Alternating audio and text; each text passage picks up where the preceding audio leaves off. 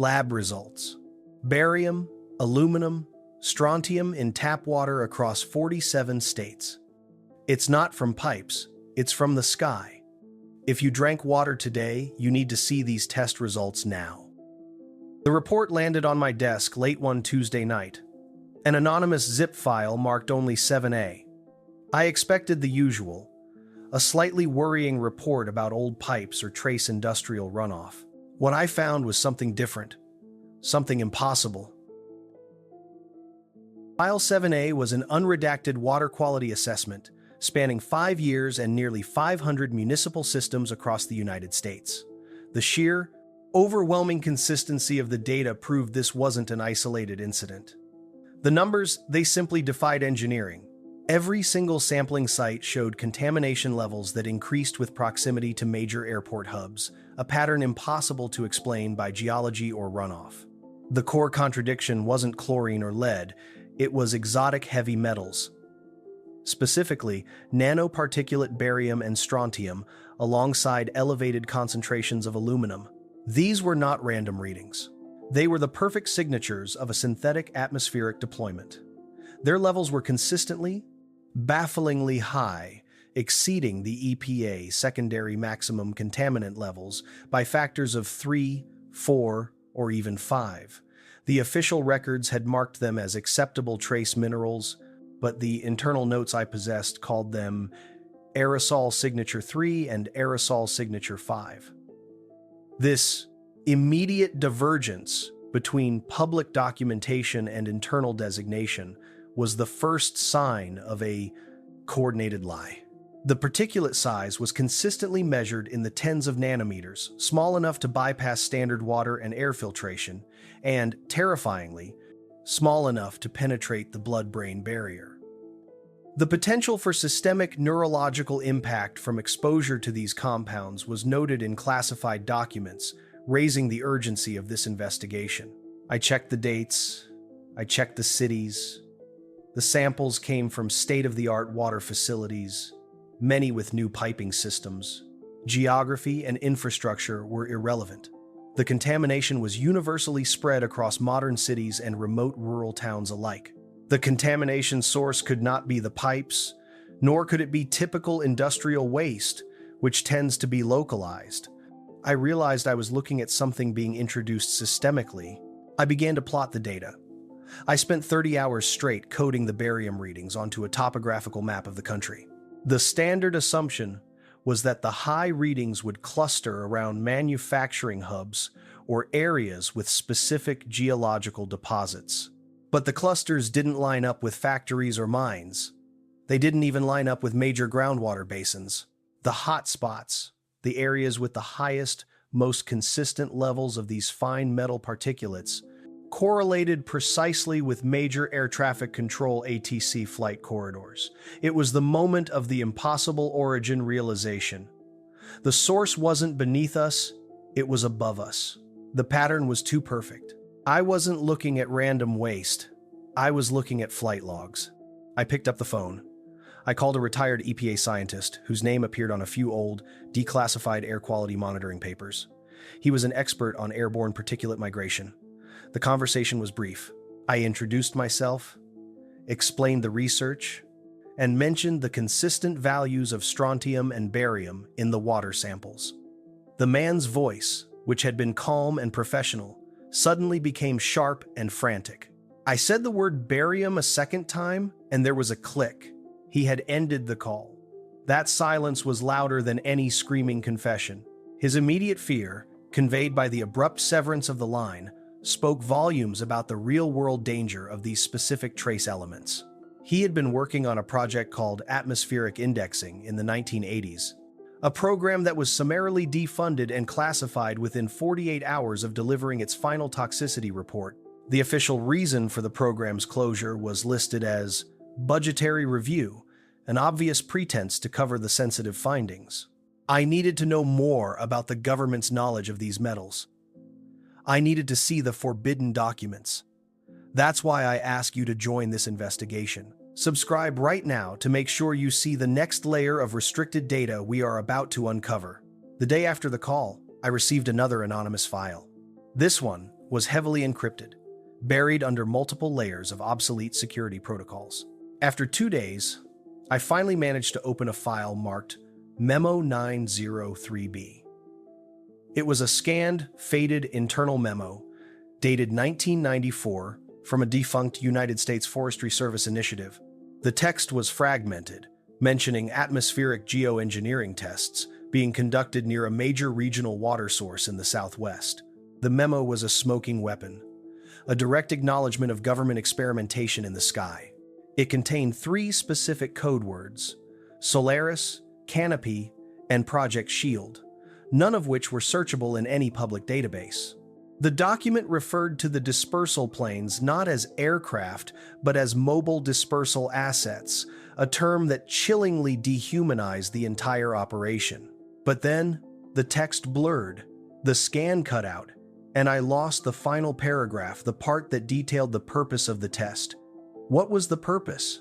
The frustration of the faded memo USFS file was crushing. It was like solving a cipher only to have the last digit smeared away. I was furious at the thought that this obfuscation wasn't accidental. It was deliberate, a planned and systematic destruction of the digital paper trail. Someone knew I was closing in, and they had engineered this digital dead end. I pivoted from the USFS to the EPA, focusing on their historical reporting.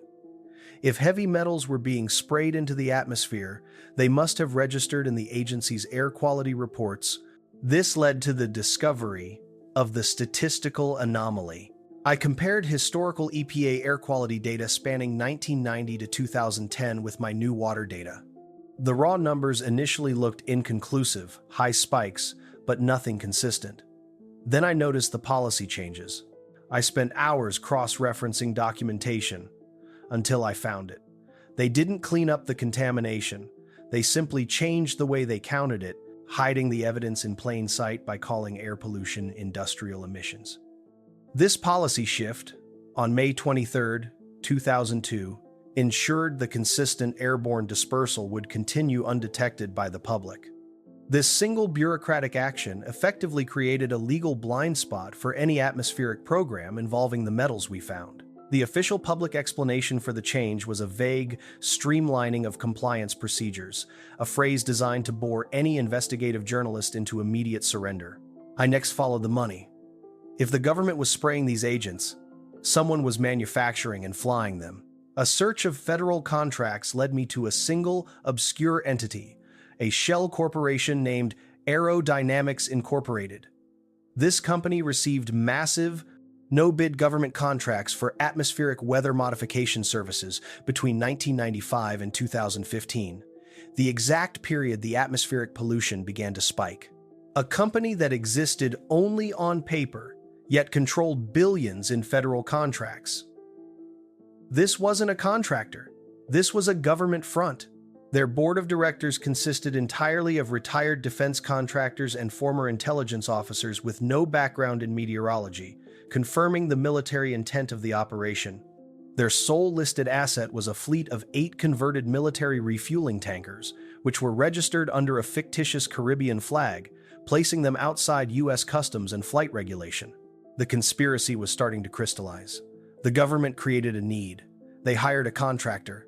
They changed the law to obscure the evidence, and they continued the operation. Year after year, I found the redacted meeting minutes. They were from a Congressional Oversight Committee meeting concerning defense appropriations.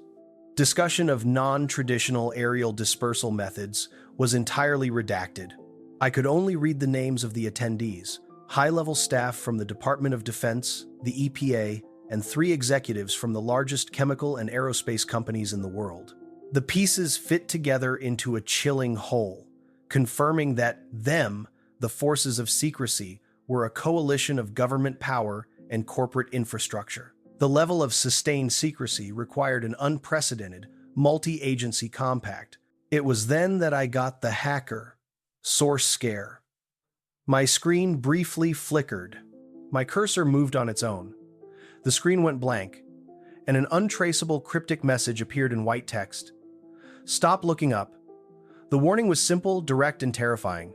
I had 20 seconds to pull the power cord before the intrusion vanished, but the message remained burned into my memory, a chilling confirmation that the surveillance was active and had a physical component.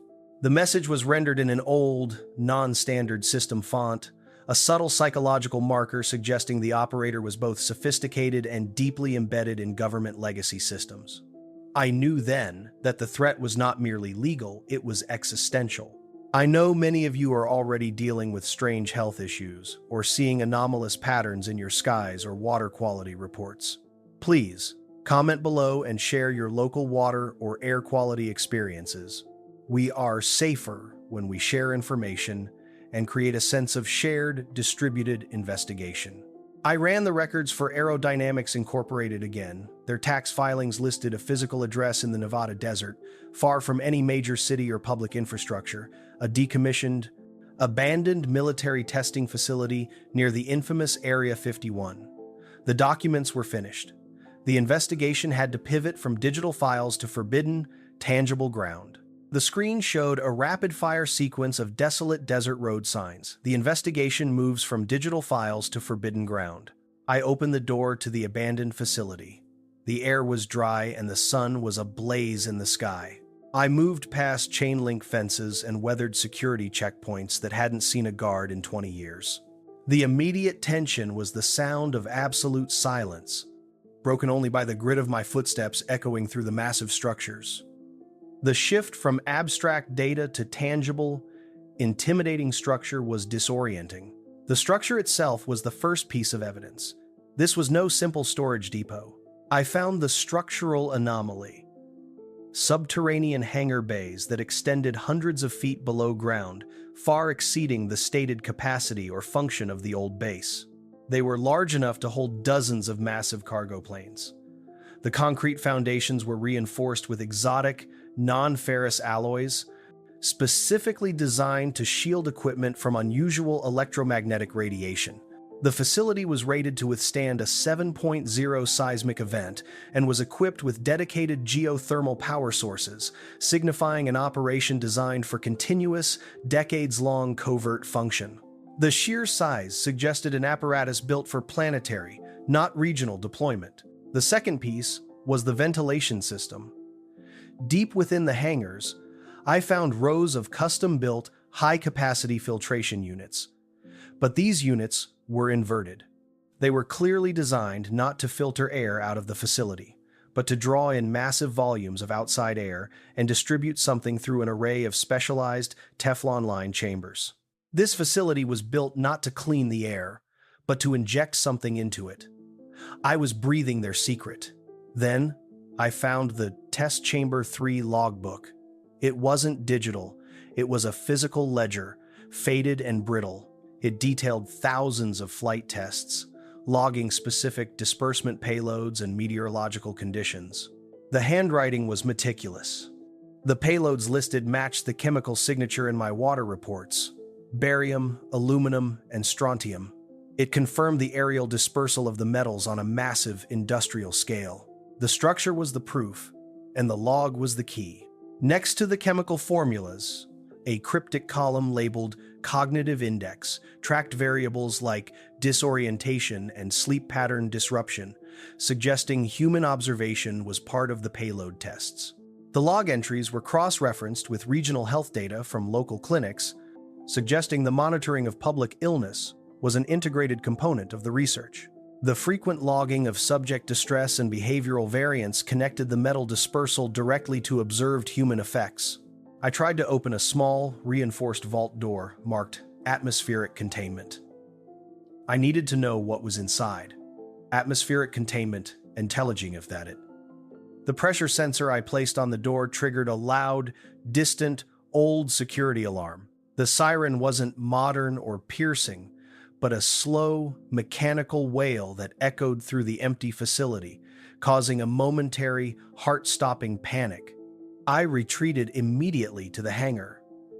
The feeling of being watched, miles from civilization, became a physical pressure on my chest, forcing me to rely on investigative training over instinct. But I got the physical evidence. As I was leaving the ventilation bay, I spotted a stack of abandoned, corroded metal canisters, identical to the ones I'd seen described in the old USFS memo. I picked one up for a close-up shot. Stamped on the side was a specific chemical formula, $BSO, $4 barium sulfate, the exact form of barium I saw in the water quality report. The connection was undeniable. The physical proof was in my hands. One canister was partially ruptured, leaving a fine, silvery residue on the hangar floor that instantly stung my exposed skin, proving its volatility. The sting was a reminder that this was not merely scientific theory, but a hazardous substance being handled with extreme military caution. I have just risked my safety and the security of this entire investigation to get this evidence. The danger is real. I urge you to share this video immediately before this information is scrubbed and pulled from the internet. As I prepared to leave the desolate base, I spotted a faint, flickering light in an otherwise dark control tower, a sign the facility was not entirely abandoned. I entered the tower, moving through dust and cobwebs, and found a single forgotten monitor flickering with a real-time data feed. It wasn't showing water or air quality. It was a sophisticated, global weather modeling program. The screen was overlaid with specific, targeted cloud seeding operations scheduled for the next 24 hours across the entire northern hemisphere. Crucially, the program was running on a restricted military network, confirming its operational status and high-level command structure. The projected impact zones included 3 major world capitals and key agricultural regions, demonstrating the program's terrifying geopolitical reach. The mission codenames displayed on the monitor changed every 12 minutes, a security protocol designed to prevent anyone from tracking long-term objectives. Cliffhanger. The program is still active. The scale is global. I was back in my safe location, frantic, analyzing the captured data feed from the control tower. The tension was immediate. The program was not history. It was active. And I had the real-time proof of a global operation. I needed to understand the why. Why this global, decades-long project that risked slow affliction to the population. I dissected the global model data. I overlaid the current barium, aluminum dispersal zones with satellite images of agricultural production zones and strategic military asset locations. That's when I saw the second layer of the conspiracy. The metals were not just being deployed for weather modification, they were also being used for building an invisible, military-grade communications grid and soil remediation. A complex, dual-use technology. Barium and aluminum aerosols increase the conductivity of the atmosphere, allowing for advanced, low-frequency military communications that bypass typical surveillance and are secure from interception. They were simultaneously controlling the weather and creating a massive, invisible communications grid. The data suggested the communications grid was specifically designed to be resistant to solar flare interference, a key feature needed for continuous military command during a major atmospheric event. Furthermore, the soil remediation aspect was designed to neutralize certain pathogens in key regions, a capability that blurred the line between defense and biological control.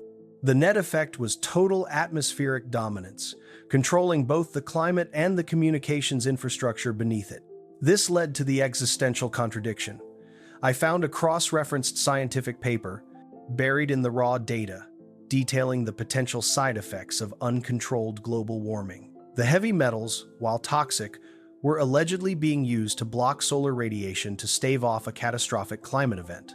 The contamination was a calculated risk taken by a select few, a slow affliction, chosen over immediate global catastrophe. This reframed the conspirators' motive entirely.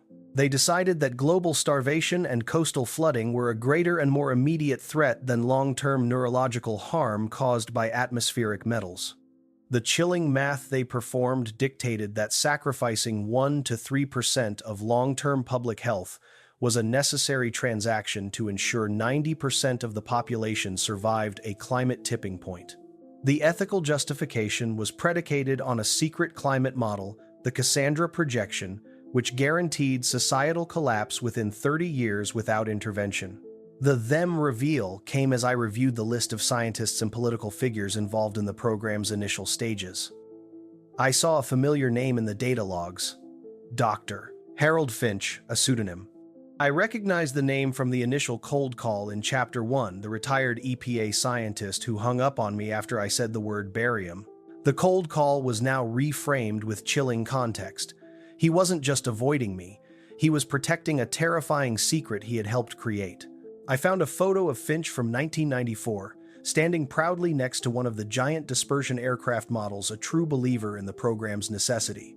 I also traced his personal investments, finding he held significant, untraceable shares in Aerodynamics Incorporated, meaning his faith in the project was financially rewarded by the secrecy. The final piece of the puzzle was the point of no return audio log. Recovered from an old, corrupt government hard drive, I heard the recording of a high-level, decades-old emergency meeting. The voices were calm, measured, and decisive. They discussed the overwhelming data projecting irreversible climate harm and the limited options available. I heard the decision being made to proceed with the global dispersal without public notification, concluding that the necessary public panic and political infighting would lead to global catastrophe anyway. It was the chilling ethical choice that sealed the conspiracy the moment they gave up their right to transparency for what they saw as the greater good. The final chilling words on the audio were, "The fewer hands on this lever, the better for the world." The decision was codified under an executive order designated Project Sentinel, permanently enshrining the operation beyond congressional oversight. I felt a sudden jolt. My internet connection abruptly dropped. Then, moments later, I saw it. An unfamiliar drone was visible hovering outside my window, its camera lens pointed directly at the camera on my desk. They were here. As I looked back at the data on my desk, the drive containing all the evidence, the physical proof from the desert, began to visibly smoke, the heat distorting the plastic shell. The temperature of the room dropped noticeably, and the sound of high-frequency static filled the room, confirming an electromagnetic counterattack was underway. The attack was precisely engineered to target the unique electromagnetic signature of the stolen data drive, proving the enemy knew exactly what I possessed. The static contained brief, distorted fragments of human speech, a warning that felt both robotic and deeply personal. Cliffhanger. The investigation is compromised. The evidence is being destroyed. The Watchers are here. The smell of burnt plastic and ozone filled the air. The drone had vanished, and the hard drive lay ruined on my desk. The attack was immediate and sophisticated. I was calm, but the deep, existential unnerving had set in. They had failed to silence the core truth, but they had successfully ended the immediate evidence. I had anticipated this. I revealed the backup fragment, a single critical data file, encrypted and safely stored offline in a physical safe, away from the internet. It was a memo detailing the next stage of the geoengineering protocol involving an even more toxic experimental element designed to further stabilize the atmosphere. The program was not winding down. It was escalating. The new element was labeled Project Cerium, a clear continuation of the program, planned for implementation within the next fiscal year. This memo included updated projections showing that the continued use of barium and strontium was creating unanticipated, irreversible soil infertility in key regions, a consequence they were now trying to mitigate with the new element. The cycle of crisis and covert solution was perpetual, managed by the same secretive actors. I then saw the public counter-narrative roll out. I pulled up screenshots of coordinated, immediate, official news reports. They all featured carefully chosen, friendly-looking scientists who systematically debunked chemtrail conspiracy theories and heavy metal contamination with clinical precision. It was gaslighting on a global scale, confirming that the response was immediate, vast, and coordinated from the highest levels of power. The coordinated messaging was identical across 4 different international news outlets, confirming a centralized command structure for the propaganda. The core argument was that natural volcanic ash residue accounted for all observed atmospheric particulates, an easily debunked but highly publicized scientific distortion. The speed and uniformity of the denial were the final damning confirmation of a powerful global entity dedicated to obfuscation. This led to the final dramatic moment, the calculated risk reflection. Is the slow affliction of the population an acceptable cost for mitigating an immediate global climate catastrophe? This reframes the them not as purely evil villains, but as tragically utilitarian actors who seize the power to make an impossible choice on behalf of 7 billion people. This is the lasting doubt. They destroyed the data, but the dispersal continues. Tonight, as you sleep, the cloud models are running, and the next more toxic element is already scheduled for launch. The power is their secret, and the risk is ours. The next time you look at a contrail in the sky, you are looking at an active, ongoing military operation, designed for your protection, but without your consent. The final victory they seek is not control over the weather, but control over global knowledge and collective memory. The most terrifying secret is the necessity they claim justified their actions. The only thing they can't scrub is what you already know. The evidence we uncovered today confirms that the global power structure is willing to commit a necessary calamity to avert a greater one, burying the ethical dilemma under layers of silence and atmospheric control. If you want to keep pushing back against the chilling certainty that the decision makers operate outside of your knowledge, be sure to like this video, share this crucial information with someone who needs to see the real lab reports, and subscribe to join us on the next investigation. Did you find an anomaly in your local water or air quality reports? We need your data. Leave a comment below. Remember, the true danger is not what you can see in the glass. It's the quiet power of those who choose your reality for you. Thanks for watching, and we will keep searching for the answers they hid.